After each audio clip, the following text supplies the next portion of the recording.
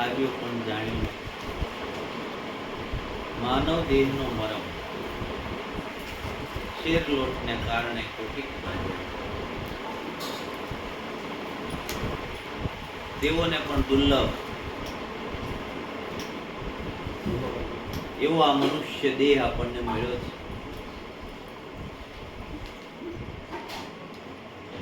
અમૂલક મોતી મળ્યું, અમૂલક હીરો મળ્યો, પણ એની કિંમત થઈ.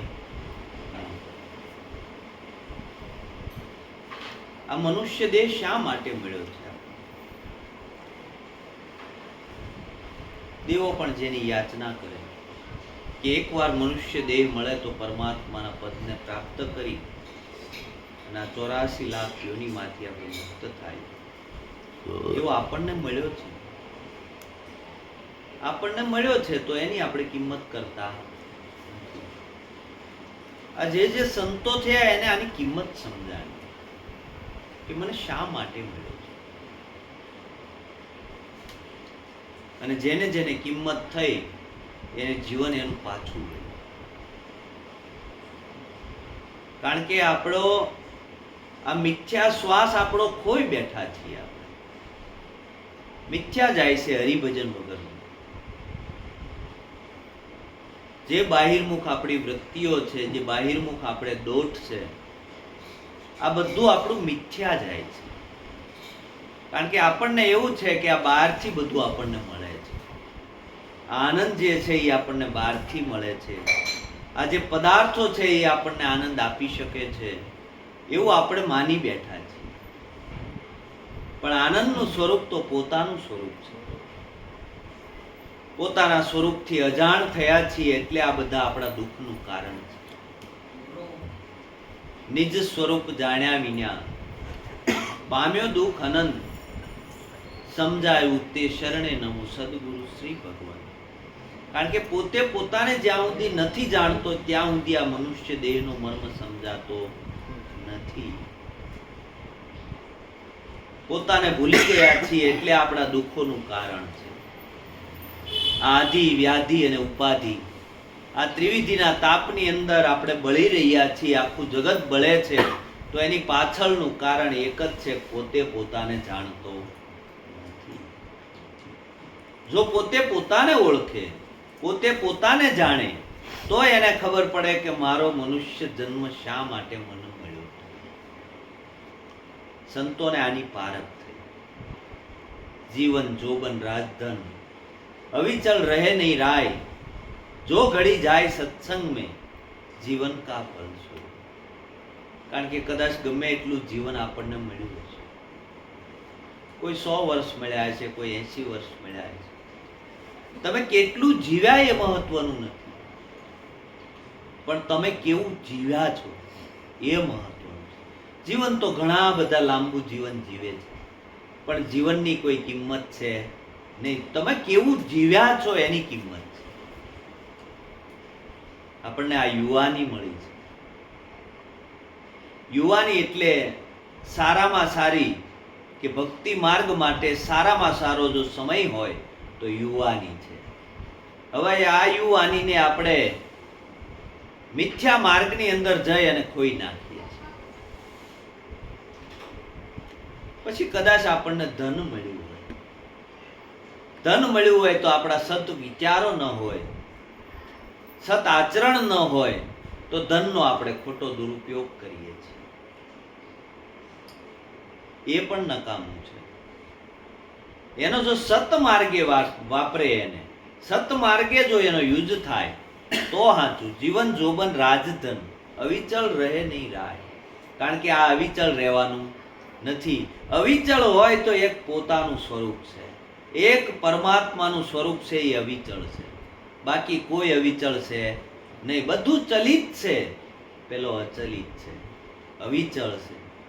પણ એ અવિચળ સ્વરૂપને આપણે ભૂલી ગયા છે. જો ઘડી જાય સત્સંગ में જીવન કા ફલ સોય. જેટલી પલ આપણી સત્સંગમાં ગઈ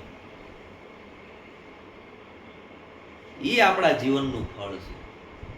સત્સંગ કોને કહેવાય? સત્યનો સંગ. અસત બાદ થઈ ગયું. સત્ય છે એ પોતાનું સ્વરૂપ છે, સત્ય છે એ પોતાનો નારાયણ છે. અને સત્યમાં જેને પ્રીતિ થઈ અને સત્યમાં જેટલું એનું જીવન આવ્યું, આ સત્યમાં જેટલું આપણું રોકાણ થયું એ સત્સંગ થયો. આપણે ક્યાંય પણ સત્સંગમાં ગયા હોય તો જ્યાં સુધી આપણે 2 કલાક 3 કલાક સત્સંગમાં બેસીએ ત્યાં સુધી આપણી મનની વૃત્તિ ક્યાંય જાય નહીં. આપણે એકદમ સ્થિરતામાં આવીએ, આપણું મન ક્યાંય ડોલે નહીં, આપણું મન ક્યાંય બહાર આંટો મારવા જાય નહીં, અસતના કોઈ વિચાર આવે નહીં, મનની અંદરથી પાપ ઉઠે નહીં, મનની અંદરથી કોઈ કલ્પના ઉઠે નહીં, મનની અંદરથી કોઈ વાસના ઉઠે નહીં. આવું જ્યારે બને છે ત્યારે માની લેવાનું કે આપણું જીવન સતમાં છે.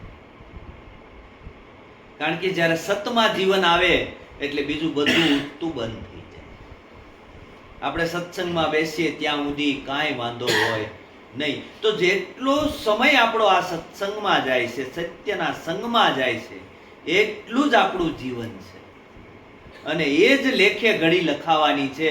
બાકી બધા મિથ્યા શ્વાસ આપણા જવાના. ગંગામાએ કીધું કે ભાઈ 21,600 શ્વાસા હાલે છે. તો 21,600 શ્વાસામાં આપણે તપાસ તો કરવી પડશે ને. એણે તો ગણી અને કહી દીધું કે ભાઈ મારા 24 કલાકના 21,600 શ્વાસા હાલે છે. પણ આ 21,600 શ્વાસામાંથી આપણા બ્રહ્મ સ્વરૂપમાંથી કેટલા શ્વાસા લેવાના,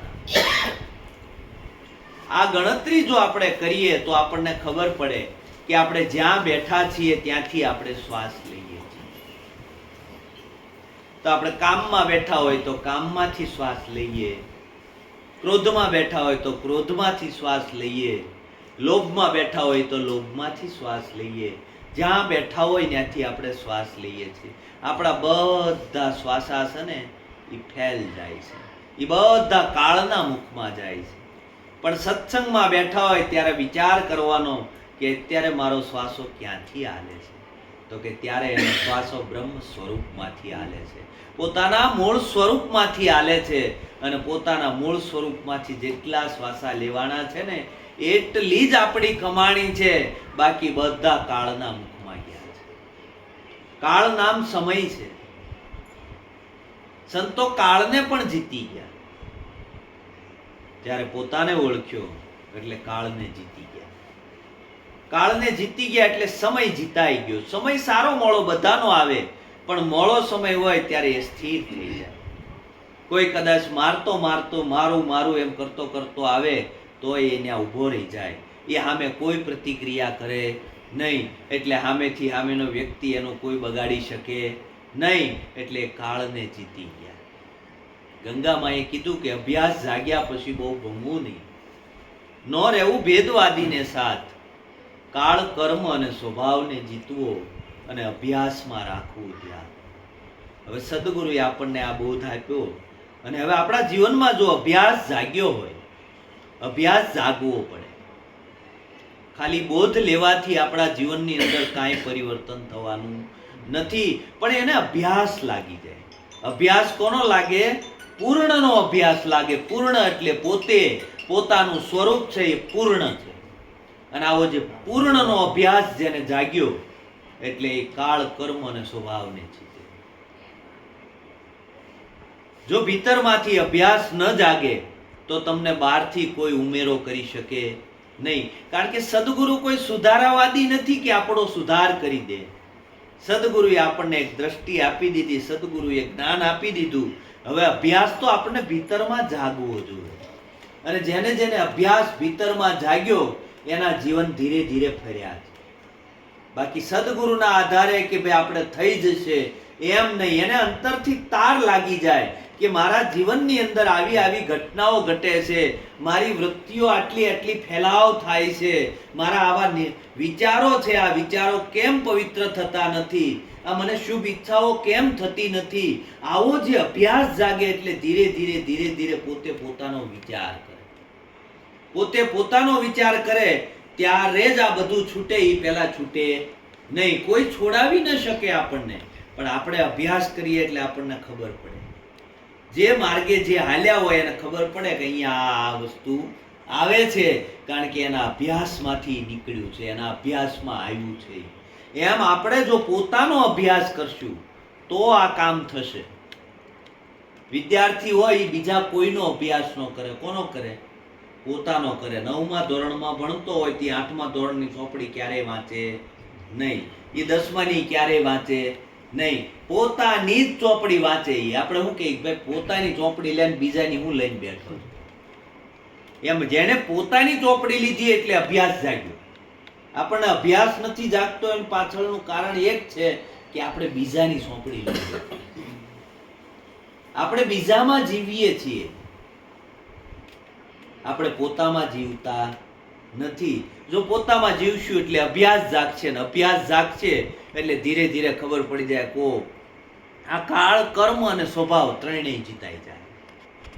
કાળ નામ સમય થાય અને સમયને પણ એ જીતી જાય. સમય વર્તે સાવધાન થઈ જાય. જેવો સમય હોય એ સમયને અનુરૂપ પોતે થઈ જાય.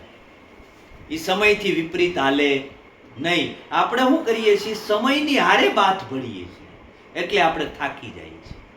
બોલો, સમયથી વિપરીત ચાલે નહીં. સદગુરુએ શું કીધું? સબસે હિલમિલ ચાલીએ નદી નાવ સંજોગ. બધાની હળી મળી અને હાલવાનું છે. નદી અને નાવનો બેયનો સંજોગ થાય તો જ ગતિ પકડે, નકર પકડે નહીં. જો નદીનો વેણ જુદું અવળી દિશામાં હોય અને વાણ અવળી દિશામાં તમે દોડાવો તો એ ક્યારેય ગતિ પકડે નહીં. પણ નદી નાવ સંજોગ, જે દિશામાં નદી વહે છે અને એ જ દિશામાં જો નાવને નાખવામાં આવે તો તમને હામા કાંઠે લઈ જાય, નકર તમને થકવાડી દે. આપણા જીવનમાં થાય છે હું, આપણું જીવન થાકી જાય છે એનું કારણ એક છે કે આપણે વિપરીત દિશામાં દોડીએ છીએ. આપણે કામ પોતાના ઉપર કરવાનું હતું અને કામ બીજા ઉપર કરીએ છીએ એટલે વિપરીત દિશામાં આપણું જીવન જાય છે. સંતોએ કીધું પાછો વળી જા, તું પાછો વળી જા, તું તને જો, તું તારી અંદર જે કંઈ કરવાનું છે એ કર. બહાર તારે કંઈ કરવાની જરૂર છે નહીં. બહાર જે છે એ બધું બરાબર છે, આપણી અંદર બરાબર નથી. આપણી અંદર જો બરાબર છે થઈ જાય તો બધે હરખું જ છે. પણ આપણે વિપરીત દિશામાં જઈએ છીએ એટલે આ સમય આપણને થકવાડી દે છે. માર માર કરતો કોઈ આવતો હોય અને એ સમયે જો આપણે સામે એના જેવું જ આપણે રૂપ ધારણ કરીએ તો પછી ટક્કર થાય ને એ ટક્કરની અંદર કાંઈક ખુવારી આપણી થાય. પણ કોઈ માર માર કરતું આવે એ સમયે જો આપણે હાથ જોડી જાય અને સમયને ઓળખી જાય તો સમય તમારું કાંઈ બગાડી શકે નહીં. બરોબર છે? કાળ, કર્મ, કર્મ પણ શુભાશુભ બતાવ્યું સદગુરુએ. શું બતાવ્યું? શુભાશુભ કર્મ બતાવ્યું. આજ સુધી આપણને એ ખબર નહોતી કે માણા કોને કહેવાય. માણા કોને કહેવાય એ આપણને ખબર નહોતી. સદગુરુએ આપણને માણા બનાવ્યા. માણા બનાવ્યા એટલે ભક્તિને પાત્ર બનાવ્યા. હવે આપણને શુભ કર્મો આપ્યા છે. શું આપ્યું છે? શુભાશુભ કર્મ કરવા, શુભમાંથી ગતિ પાછી વાળવી, અશુભમાંથી નીકળી જવું. શુભાશુભ કર્મ કરવા, કર્મ તમને કોઈ લોપી શકે નહીં, કારણ કે તમારા કર્મ શુભ થઈ ગયા. હવે તમને કોઈ પકડી, કોઈ જમનો દૂત તમને પકડી શકે નહીં. આપણા કર્મો એવા મલિન હોય તો કોઈ આપણને પકડી શકે, પણ આપણા કર્મ શુભ થઈ ગયા એટલે કોઈ આપણને પકડી શકે નહીં. કર્મને પણ એ જીતી લે.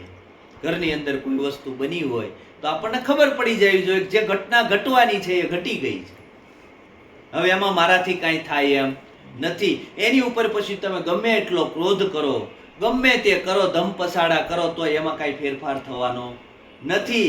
પણ તમે ઓળખી ગયા ભાઈ જે થયું એ બરાબર, જે થઈ ગયું એ હવે એમાં કાંઈ બહુ માથાકૂટ કર્યા જેવું છે નહીં. આવી સમજણ આવી જાય. સમજણ આવી જાય એટલે તમે એમાં ઠેકડો ન મારો એટલે ઘર્ષણ થાય નહીં. ઘર્ષણ ન થાય એટલે તરત જ તમારું જીવન છે ને જે સ્થિરતામાં આવ્યું છે ને એમાંથી ડોળાય નહીં જીવન. આપણા ડોળાઈ જાય છે જીવન. એનું કારણ શું છે કે 2 કલાક આપણે સ્થિરતામાં બેઠા હોઈએ અને પછી 5 મિનિટનું ઘર્ષણ આપણા બધા સત્સંગમાં જે સ્થિરતામાં આવ્યા ને એ બધું આપણું ડોળી નાખે. કર્મ સુધાર્યું સંતોએ. શુભાશુભ કર્મ કર્યું, અશુભ કર્મને બાદ કર્યા. અશુભ કર્મ સદગુરુએ છોડાવ્યા છે. આપણું એમાં દ્રષ્ટિ હોવી જોઈએ નહીં. પછી સ્વભાવ જીતે. બરોબર? સ્વભાવ ક્યારે જીતાય? સદગુરુના ચરણમાં એવો ભાવ જાગે, અને ભાવ જાગે ને તો જ સ્વભાવ ફરે, નકર સ્વભાવ ફરે નહીં, આપણને ભાવ હોવો જોઈએ સદગુરુના શરણમાં, અનન્ય શરણાગતિ રાખવાની, ગુરુ મહારાજના શરણમાં રહેવાનું, કાયમ નિત્ય ગુરુ મહારાજને પ્રાર્થના કરવાની કે હે મહારાજ મારી અંદર આ બધું થઈ જાય છે, મારે કરવું નથી પણ મને થઈ જાય છે આવું, અંતરથી પોતે આરાધ કરે ગુરુ મહારાજને, હે મહારાજ મારી ઉપર કૃપા કર, મારી ઉપર કૃપા કર, મારા ઉપર મહેર કર, મારે આ કરવું નથી છતાં મારા પ્રકૃતિના કારણે, મારા સ્વભાવના કારણે આવું થઈ જાય છે, મહારાજ મારી ઉપર કૃપા કર. અને એવી જ્યારે અંતરમાંથી એવા ઉદ્ગાર થાય, અંતરમાંથી ગુરુ મહારાજને આરાધ થાય, ગુરુ મહારાજને આરાધ થાય ને તો આરાધે ગુરુ મહારાજ આવે અને જીવન આપણું ફેરવી નાખે, આપણા જીવનની અંદર કાંઈ રહેવા દે નહીં. આપણે સાખીમાં કેવી બાર ગાવે બોલી બદલે, તરુવર બદલે શાખા, બુઢાપામાં કેશ બદલે પણ લખણ ન બદલે લાખા. આવું આપણે કહીએ ખરા? નહીં આવું. આપણે એમ વાત પણ કરીએ કે ભાઈ ન બદલે, બરોબર છે, પ્રાણ અને પ્રકૃતિ હારે જાય, બરોબર છે, સંતોએ પ્રકૃતિને ફેરવી છે. સંતોએ પ્રકૃતિને ફેરવી છે અને પ્રકૃતિને ફેરવી હોય તો જ જાડેજો પીર થાય, બરોબર છે. પ્રકૃતિ ફરતી હોય તો જ વાલિયો લૂંટારો વાલ્મીકી ઋષિ થાય, બરોબર. પ્રકૃતિ ફરે તો જ આ બધા મહા વિધર્મીઓ કે જેને ખૂબ પાપ કર્યા એ બધા પ્રભુના માર્ગે વળે. ક્યારે? એની પ્રકૃતિ ફરી. પ્રકૃતિ પલટો ક્યારે માર્યો? ગુરુ મહારાજના ચરણમાં ભાવ જાગ્યો, ગુરુ ચરણમાં ભાવ જાગ્યો, શરણની અંદર સર્વસ્વ અર્પણ કરીને ગુરુ શરણમાં એનો વાસ થયો. અને ગુરુ શરણમાં જ્યારે વાસ થાય ને ત્યારે ધીરે ધીરે આપણો સ્વભાવ ફરી જાય, આપણને ખબર ન રહે ને ફરી જાય. કારણ કે ભાવ જાગી ગયો ને અંતરમાં ભાવ જાગી ગયો, એ તમારું અંતર ફેરવી નાખે. કારણ કે અંતરથી એને શું હોય, આમ અંતરથી એને કાયમ દ્વેષ થતો હોય કે હે મહારાજ મને ગુરુ મહારાજે જ્ઞાન તો આપ્યું છે પણ મારી આ પ્રકૃતિ કરતી નથી. એને દ્વેષ હોય, એને એના પ્રત્યે પ્રેમ ન હોય. આપણે શું કરીએ છીએ, આપણો કોઈ પણ એવો સ્વભાવ છે ને એને આપણે પ્રેમ કરીએ છીએ, અને એને પ્રેમ કરીએ છીએ, અંતરથી દ્વેષ નથી. બોલો અંતરથી દ્વેષ હોય કે મારી અંદર મારી પ્રકૃતિ ઉઠે છે, મારી આ પ્રકૃતિ નિર્મૂળ થતી નથી, બરોબર. મહારાજ હું કરું તો હું ઉપાયથી સત્સંગમાં જાય તોય ક્યાંક મારી પ્રકૃતિ ફરે, બરોબર છે. ક્યાંક મને મારા આત્મામાં કંઈક જાગૃતિ આવે, કંઈક મારા આત્માની અંદર મને કંઈક ઉઘાડ થાય, મારા આત્મામાં મારી ગતિ થાય. અને આવો જો ભાવ લઈને જાય ને તો આપણી ગતિ જરૂર થાય, આપણી ગતિ જરૂર થાય. પણ આવો ભાવ આપણે રાખતા નથી. આપણે શું કરીએ છીએ, બીજાને કાંઈ અને કાંઈ આપણે સુધારવાનો પ્રયત્ન કરીએ છીએ પણ પોતા ઉપર કામ કરતા નથી. આ તો પોતાની મૂર્તિ પોતે ઘડે. સદગુરુએ આપણને આ મૂર્તિ ઘડી દીધી છે. સદગુરુએ વધારાનો બધો ભાગ કાઢી નાખ્યો છે. હવે કાંઈ થોડું ઘણું રહી ગયું હોય ને તો પછી પાલેસ આપણે કરવું પડે. બોલો કારીગર હોય ને એ મૂર્તિને આબે હું વધારાનો ભાગ કાઢી અંદર એક પથ્થરમાંથી સરસ મજાની મૂર્તિ કોતરે. હકીકત એ પથ્થરની અંદર મૂર્તિ હતી જ તે, પણ એ બીજા પાસે એની દ્રષ્ટિ હતી નહીં. બોલો કારીગર હતો, એની પાસે દ્રષ્ટિ હતી, એટલે એ દ્રષ્ટિથી એને એવું કામ કર્યું ને એટલે આબે હું મૂર્તિ પ્રગટ થઈ. એમ આપણી અંદર પરમાત્માની મૂર્તિ પડી જ છે. મૂર્તિ તો આપણી અંદર પડી જ છે પણ એને ઘાટ, એને આકાર આપવો પડે, બરોબર છે. જો એવો આકાર આપી દઈએ, એવો ધીરે ધીરે વધારાનો ભાગ કાઢતા જઈએ તો આમાંથી પ્રગટ થાય એવું જ છે જ, ક્યાંય ગયું નથી. આપણને શું થાય છે કે આપણે પરમાત્માને કંઈક જુદો ગોતીએ છીએ. પરમાત્મા પોતાની ભેગો જ છે, પરમાત્મા પોતાનાથી ન્યારો છે નહીં. પણ એકવાર જો એની ઝલક આવી જાય તો ખબર પડી જાય પરમાત્મા મારી ભેગો છે, મારે હવે કયા કાર્ય કરાય અને કયા કાર્ય ન કરાય. આવી જ્યારે ઓલી થઈ જાય ને, સમજણ આવી જાય એટલે ધીરે ધીરે બધું છૂટી જાય. છોડવું પડે નહીં, પણ પરમાંથી આપણી દ્રષ્ટિ હટી જવી પડે. પરમાંથી આપણી દ્રષ્ટિ, જો આપણે કોઈ પણમાં જોઈએ ને તો બીજાની અંદર જોઈએ એટલે આપણને સહજ છે એની અંદર ગુણ અને અવગુણ આપણને દેખાય. કારણ કે એ સહજ છે, સહજમાં આપણને ગુણ અને અવગુણ દેખાય છે.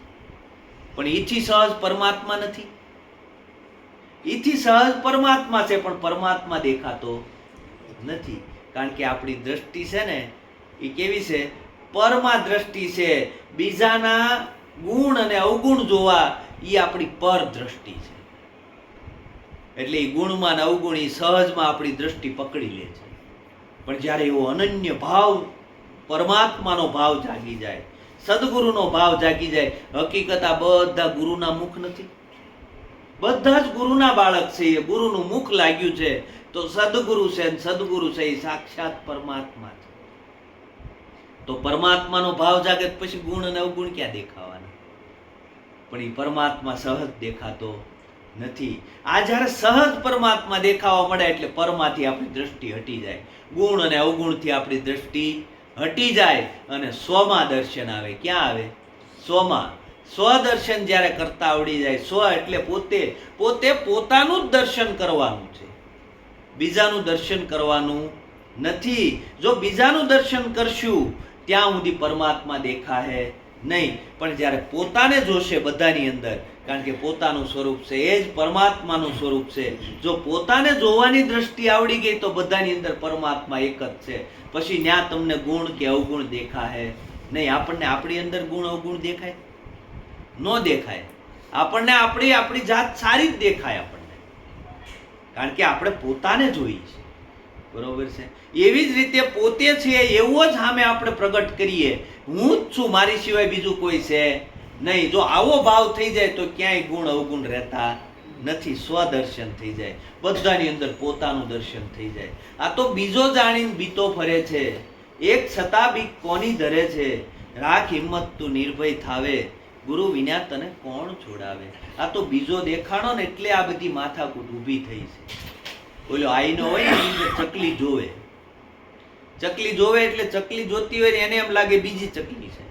આ ચીચી કરે, સામે ઓલી ચકલી ચીચી કરે, તે પછી કાચ ઉપર માર્યા કરે. કાચ ઉપર મારે તો ઓલી ચકલી સામે આઈનો હોય, ઓલી ચકલી સામે માર્યા કરે. આને એમ થાય ઓલી મને મારે છે એટલે માર્યા જ કરે, માર્યા જ કરે, પોતાની સાંસની અંદરથી લોહી નીકળી જાય ને છેલ્લે મૃત્યુને પામે. હવે આ વાત તો આપણે કરી નાખી કે ભાઈ ચકલી આવી રીતે જોવે છે અને ચકલી બીજું જાણીને એને સાસ માર્યા જ કરે છે. ચકલીની વાત નથી, વાત આપણી છે. હકીકત પોતાનું જ સ્વરૂપ વ્યાપક છે, પોતે જ છે, બીજો છે નહીં. પણ બીજાની અંદર આપણે કંઈક સારું ખરાબ ને એ બધું જોઈ અને એને સુધારવા માટે ઘણા બધા આપણે પ્રયત્નો કરીએ છીએ. એ મને આમ કરશે, એ મને આમ કરશે, એ મને આમ કરશે, એના માટે આપણે કેટલી બધી માથાકૂટ, આખી જિંદગી માથાકૂટ કરીએ છીએ અને જીવન આપણું એળે જાય છે. પણ જો પોતાની ઉપર કામ કર્યું હોય તો વાંધો આવે નહીં. જો પોતે પોતાને જેમ છે એમ જોઈ લીધો હોય તો કાંઈ વાંધો આવે નહીં.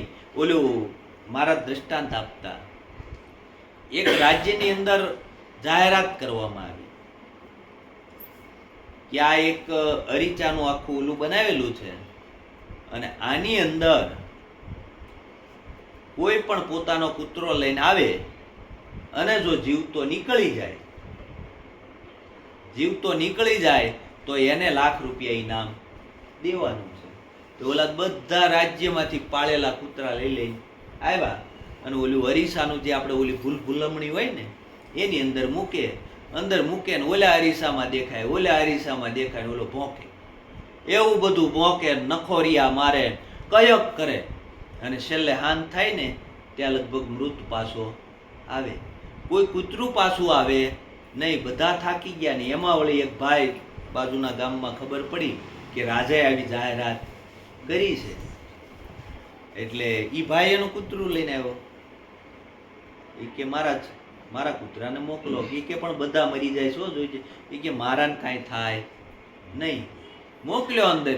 થોડીક વારમાં આખો આંટો મારી પાછો વહી આવ્યો. એ કે આવું કેમ બન્યું?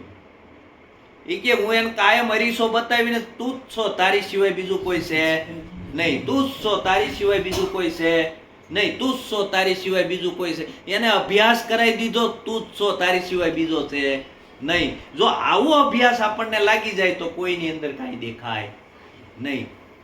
આ અભ્યાસ એને કરાવી દીધો. એને હું એમ આપણે આ અભ્યાસ કરવાનો છે કે ભાઈ આપણી સિવાય કાંઈ નથી, આ તો બીજો જાણીને પીવું છું, બીજો છે નહીં, એક જ છે, પરમાત્મા એક છે, તમે પણ એક છો. અને જેવો આ એક થઈ ગયો એટલે બધું દ્વૈત મૂકી ગયું. પરમાત્મા અદ્વૈત છે, પણ આપણે દ્વૈતમાં ગોતીએ છીએ, અને દ્વૈતમાં ગોતીએ છીએ એટલે આપણો મેળ પડતો નથી. કારણ કે આપણાથી પરમાત્માને જુદો માન્યો એટલે પરમાત્મા મળવાનો નથી. કારણ કે પરમાત્માને જુદો માન્યો છે એ જ મોટામાં મોટી આપણી ભૂલ છે. હકીકત તમારું સ્વરૂપ છે એ જ પરમાત્માનું સ્વરૂપ છે. તમે તમને જ જોવો છો, તમે તમને જ સાંભળો છો, તમે તમારું જ દર્શન કરો છો, બીજો અહીંયા કોઈ છે નહીં. સદગુરુએ આવો આપણને બોધ આપ્યો, છતાં આપણને દ્રષ્ટિ ક્યાં ઠેરાઈ જાય છે, ક્યાંક અને ક્યાંક મલિનતામાં આપણી દ્રષ્ટિ ઠેરાઈ જાય છે, અને આપણને બીજો ઊભો થાય છે. અને બીજો ઊભો થાય છે એટલે આપણે અભ્યાસમાં કાસા પડીએ છીએ. આ બીજો ઊભો થવો જોવે નહીં. આ બીજો થાય છે ને ત્યાં જ મોટા મોટી માથાકૂટ છે. ઓલો કે ને ગણનારો ગણતરીમાં ન આવે, ઈ ગણનારો કોણ સાહેલી સદગુરુ મળતા સમજાય છે.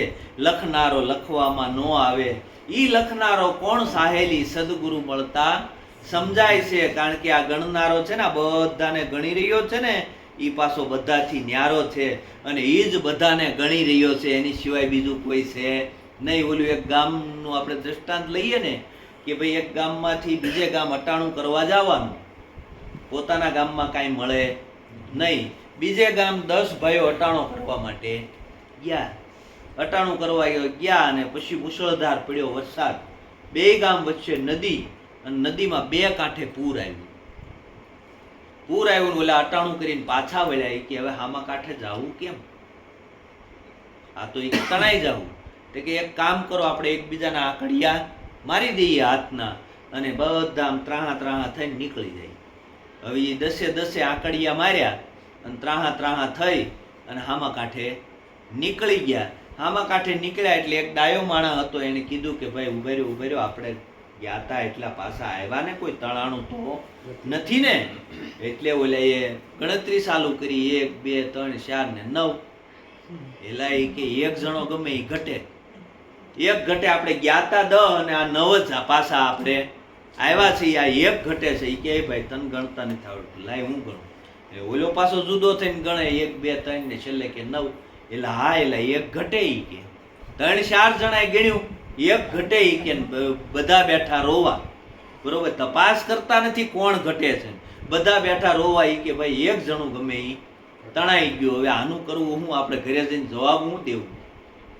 એમાં ત્યાંથી એક મહાત્મા નીકળ્યા એટલે કે ભાઈ એટલા બધા કેમ રોવો છો? એ કે અમે 10 જણા અટાણું કરવા ગયા હતા અને પાછા વળ્યા તે અમે 9 જણા વધ્યા, એક જણું તણાઈ ગયું છે.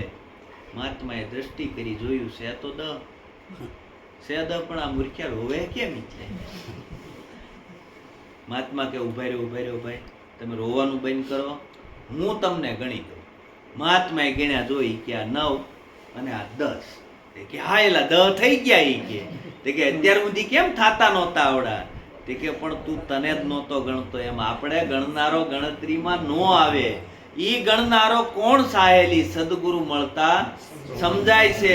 કારણ કે આ ગણનારો બધાની અંદર બેઠો છે ને, એ જ નારાયણ છે.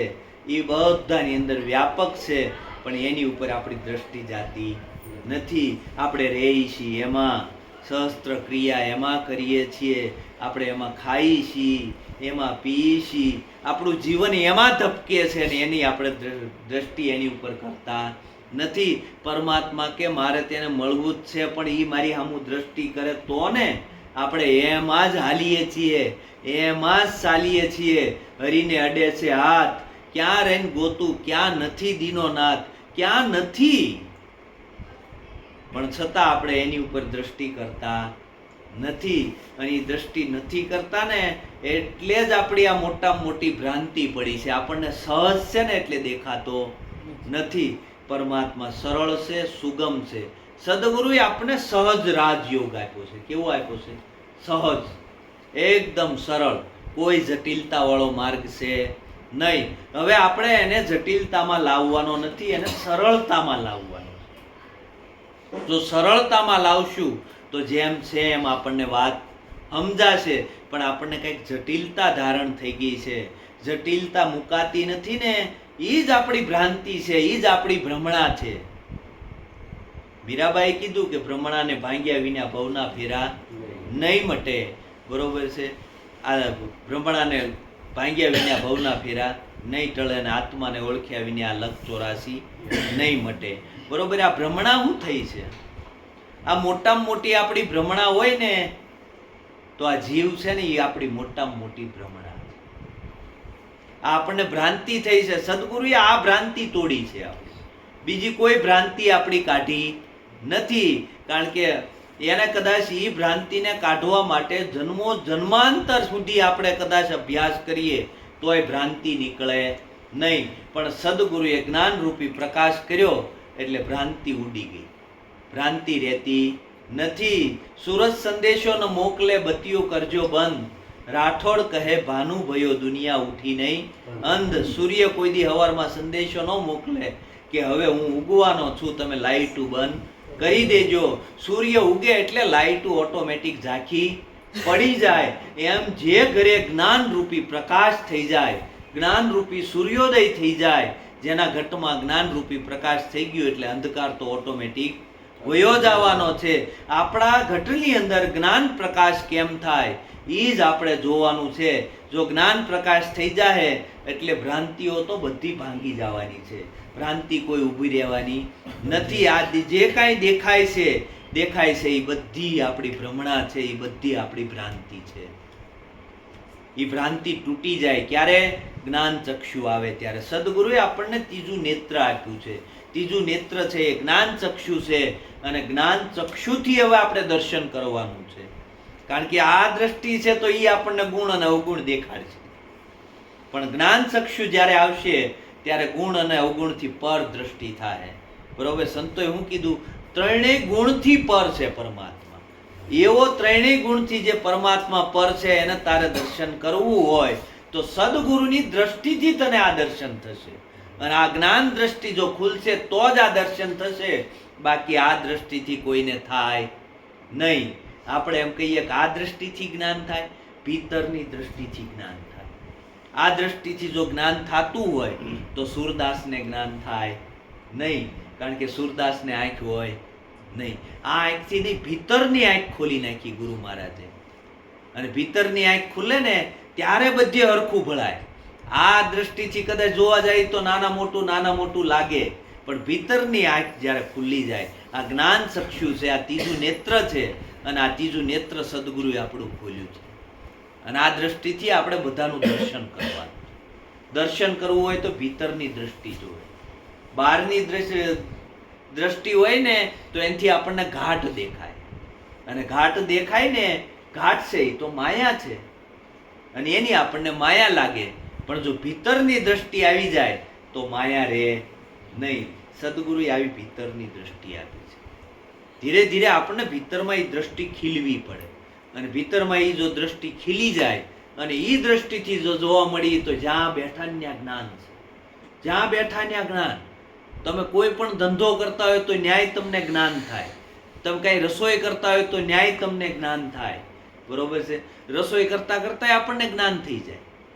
હાલ્યા જતા હોય ને આપણને જ્ઞાન થાય. પણ એ દ્રષ્ટિ ભીતરની ખુલે તો.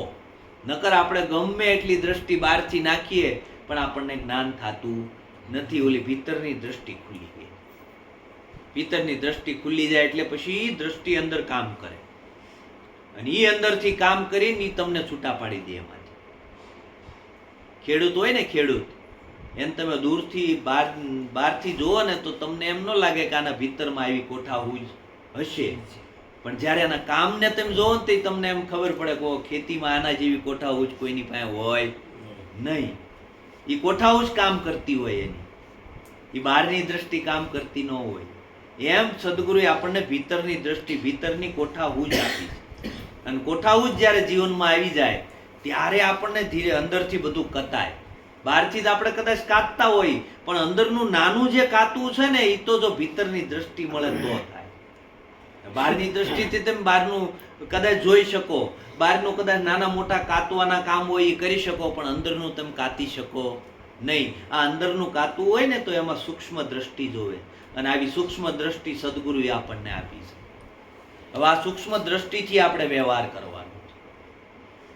હવે સંતો શું કે ભાઈ હાથીની આંખ બહુ નાની છે, બરોબર, બહુ ઝીણી છે. ઝીણી દ્રષ્ટિથી જગતને જોવું, તો ઝીણી દ્રષ્ટિથી જગતને જોવું એટલે હું આવી ઝીણી દ્રષ્ટિ જો મળી જાય ને તો ધીરે ધીરે દ્રષ્ટિ ઓટોમેટિક બધા ખુલાસા પાડી દે. આપણે હાલ્યા જતા હોય અને ક્યાંય પણ કોઈક સંજોગો એવા ઊભા થયા હોય તો ત્યાં જો તમારી ઝીણી દ્રષ્ટિ હોય તો સહજતાથી તમે લઈ લો એને, નકર એને તમે જટિલ બનાવો. જો ઝીણી દ્રષ્ટિથી જોતા ન આવડ્યું હોય ને તો આપણે એને જટિલ કરી નાખીએ, મોટો કરી નાખીએ, વિશાળ કરી નાખીએ. અને જો સૂક્ષ્મ દ્રષ્ટિ આવી હોય ને તો એમાંથી તમે એનું સમાધાન ગોતી લો. આ સમાધાન ગોતવાની જે દ્રષ્ટિ છે ને એ દ્રષ્ટિ જેવી તેવી નથી. સદગુરુએ આ દ્રષ્ટિ આપણને આપી છે.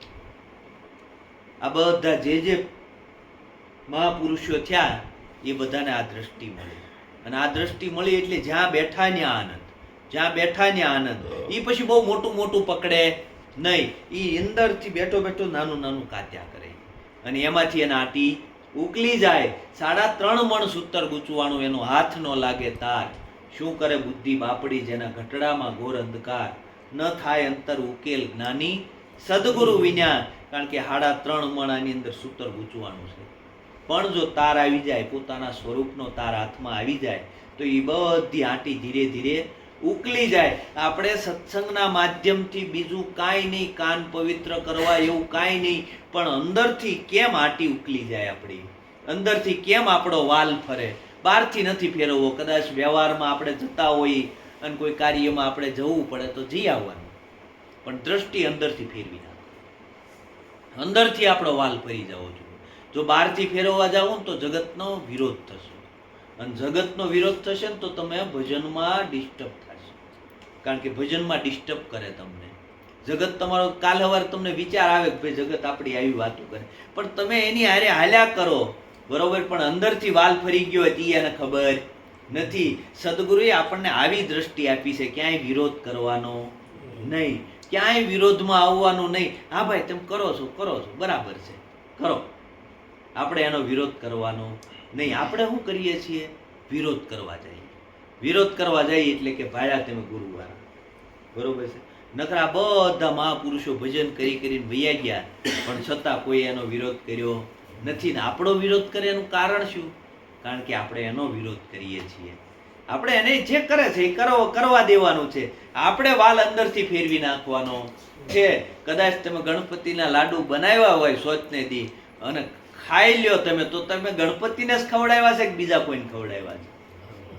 એને જ ખવડાવ્યા, બીજા કોઈને ખવડાવ્યા નથી. આપણે શું કરીએ, ઘરે લાડુ બન્યા હોય ને, હજી તમારા ગણપતિ છૂટતા નથી, એટલે એમ થાય ભારે કરી ગયા, બરોબર. જો આ નાની નાની સમજણો છે આપણી, જો આ નાની નાની સમજણમાં આપણે નીકળી જઈએ ને, જે કરે છે એ બધું બરાબર છે. આપણને લાડવા ખાવા તો મળે છે, બરોબર. ગણપતિને જ ખવડાવી બીજા કોઈને ખવડાવી? માતાજી નિવેદ હોય તો એમ માનવાનું કે ભાઈ નકર ખીરપુરી કોણ ખવડાવે આપણને, બરોબર છે. આપણે એનો વિરોધ કરીએ છીએ ને એટલે આપણથી બધા દૂર ભાગે છે. આપણથી દૂર ન ભાગવો જોઈએ, આપણથી નજીક આવવો જોઈએ. એને ધીરે ધીરે સમજણથી એને લેવાનું હોય કે ભાઈ વાત બરાબર છે, આપણે આ નિવેદ કર્યા, બધું કર્યું, પણ ખાધું કોને? એ તો આપણે જ ખાધું. તો એ ધીરે ધીરે પાછો વળે, પણ આપણે તરત જ ઝાટકો મારીએ છીએ, અને આ ઝાટકો છે ને એ આપણા હાથને સોલી નાખે છે. ઓલો હાથ હોય ને આપણો 2 પથ્થર વચ્ચે ફસાઈ ગયો હોય ને, તો ત્યાંથી હાથને કેમ કાઢવાનો હોય? ધીરે ધીરે ધીરે ધીરે હરકાવીને કાઢી લેવાનું હોય. જોટો મારવા જાય તો સોલાઈ જાય. આપણું જીવન સોલાય છે, ને ક્યાંક આપણું જીવન છે ને બેડોળ બની જાય છે, ક્યાંક ને ક્યાંક આપણું જીવન અટવાઈ જાય છે. એનું કારણ છે આપણે ઝાટકા મારવામાંથી ઊંચા આવતા નથી. ઝાટકા નહીં મારવાના, ધીરે ધીરે ધીરે ધીરે એમાંથી નીકળી જવાનું. ભીતરનો વાલ ફેરવી નાખવાનો, અને ભીતરનો વાલ ફરી જાય, અને ભીતરની દ્રષ્ટિ જો આવી જાય, અને ભીતરની ભક્તિ અંતર્મુખ જો લાગી ગયું, અંતર્મુખ લાગી ગયું તો કામ થઈ જાય એવું છે. કારણ કે આ અંતર્મુખ લાગતું નથી. આ બાહિર્મુખ તો છે, પણ સદગુરુએ આપણને અંતર્મુખ આપ્યું છે. અને આવું અંતર્મુખ જ્યારે લાગી જાય પછી અંતર્મુખથી આપણે દર્શન કરવાના છે. બાહિર્મુખથી દર્શન કરવા જાવ માયા દેખાય, પણ અંતર્મુખથી દર્શન કરશું ને તો સદગુરુ સિવાય કાંઈ દેખાય નહીં. કારણ કે હકીકત સદગુરુ સિવાય કાંઈ છે નહીં. એવો પરમાત્માનો ભાવ રાખવાનો, બધાના પ્રત્યે બ્રહ્મનો ભાવ રાખવાનો.